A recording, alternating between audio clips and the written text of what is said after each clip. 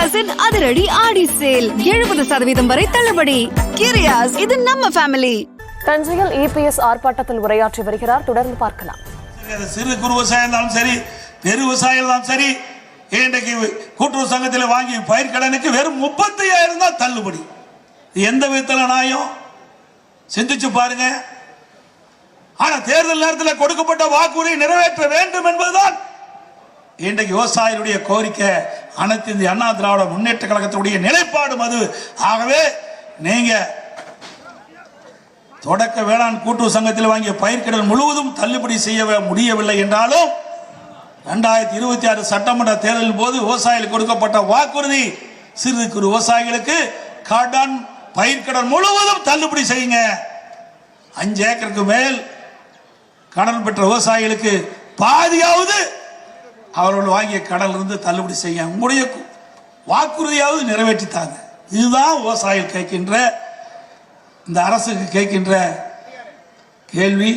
இதை இந்த அரசு செயல்படுத்தும் என்று நம்புகிறோம். செயல்படாவிட்டால் நிச்சயமாக விவசாயிகள் உங்களுக்கு எதிர்காலத்திலே தக்க பதிலடி கொடுப்பார்கள். கொடுப்பீங்களா? நல்லா சத்தமா சொல்லுங்க. கோட்டையில் இருக்கிற முதலமைச்சர் காது கேட்கணும். இங்கே விவசாயிகள் வெயிலே காய்ந்து கொண்டிருக்கின்றோம். ஆனால் இன்றைக்கு ஆடம்பரமாக வாழ்ந்து கொண்டிருக்கின்ற முதலமைச்சர் திரு ஜோசப் விஜய் அவர்கள் அறைய மாத்திட்டு இருக்கார். ஏங்க, நாட்டில் இவ்வளவு பிரச்சனை, நவீன அறை வேணுமா? ஏன் அவர் இருக்கிற ரூம் பத்தாதா? அந்த அறையில பேர் அண்ணா அவர்கள் இருந்தாங்க. நமக்கு எதிரியா இருந்தா கூட திரு கலைஞர் அதில் இருந்தார். பொன்மனச்சம்பல் புரட்சி தலைவர் எம்ஜிஆர் அதில் அமர்ந்திருந்தார். அதுக்கு பிறகு அம்மா இருந்தாங்க. அம்மாவுக்கு பிறகு உங்களால் எனக்கு அந்த வாய்ப்பு கிடைத்து அந்த அறையில நான் முதலமைச்சராக பணியாற்றினேன். அதற்கு பிறகு ஸ்டாலின் பணியாற்றினார். இத்தனை முதலமைச்சரும் அந்த அறையிலிருந்து பல்வேறு திட்டங்களை தீட்டி நாட்டு மக்களுக்கு வழங்கணும். இப்போ இவருக்கு அறை தான் முக்கியம், மக்கள் முக்கியம் இல்லை. இவெல்லாம் இந்த ரூம் நவீனமா இருக்கணுமா? இங்க இருக்கிற விவசாயி சோத்துக்கு வழி இல்லாம திண்டாடி கொண்டிருக்கிறாங்க. இவருக்கு அந்த ரூம் வசதி பத்தில. ஏன்னா ஒரு நடிகர் அப்படித்தான் இருப்பார். வேற தளபதி என்ன பண்றது? தலையெழுத்து. ராத்திரி பகலா உழைக்கின்ற விவசாயி பத்தி கவலை இல்லை. இரவென்றும் பகலரும் பாராமல் வெயிலையும் மழையும் பொருட்படுத்தாமல் ரத்தத்தை வியர்வையாக மண்ணிலே சிந்தி உழைக்கின்ற விவசாயி தொழிலாளி பற்றி கவலைப்படாத முதலமைச்சர் திரு விஜய் அவர்கள். ஆகவே நீங்க எப்படி வேணாலும் வாழுங்க, வேண்டான்னு சொல்லல. விவசாயிகளை வஞ்சிக்காதீங்க.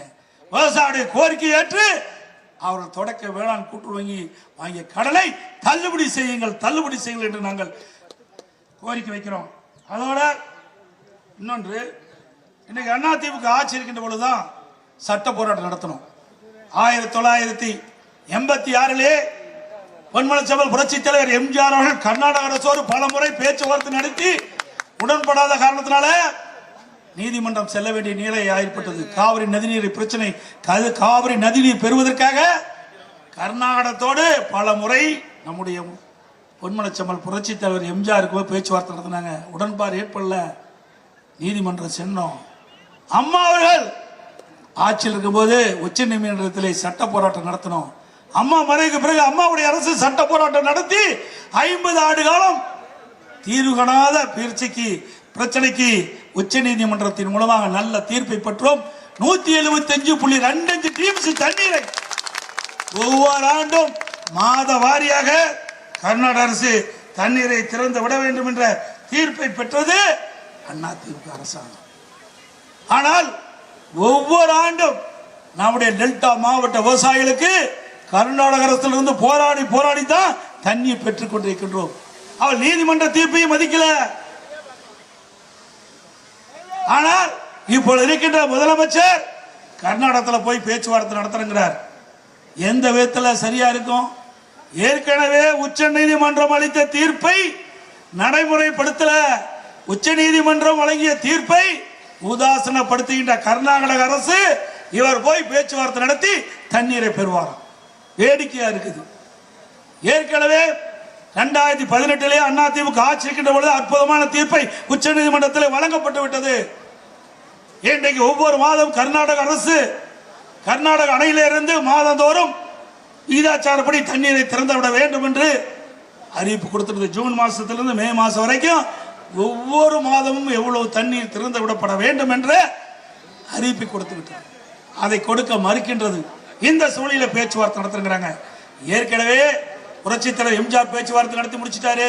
அதுக்கு பிறகு மாண்புமிகு அம்மா உச்சநீதிமன்ற அறிவுறுத்தின்படி நீங்க நேரடியா போய் கர்நாடக அரசுல பேச்சுவார்த்தை நடத்தினாங்க. அதை போய் நடத்தினாங்க அம்மா. அப்பொழுதும் உடன்பாடு ஏற்படல.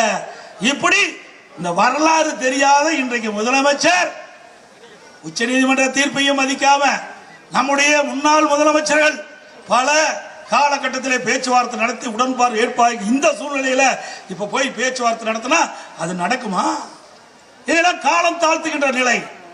இன்றைக்கு இந்த ஆட்சி பொறுப்பேற்றவுடன் ஜூன் மாசமே கர்நாடக அரசுக்கு வேண்டுகோள் வச்சிருக்கணும். கிரியாஸின் அதிரடி ஆடி சேல் 70% வரை தள்ளுபடி. கிரியாஸ், இது நம்ம ஃபேமிலி.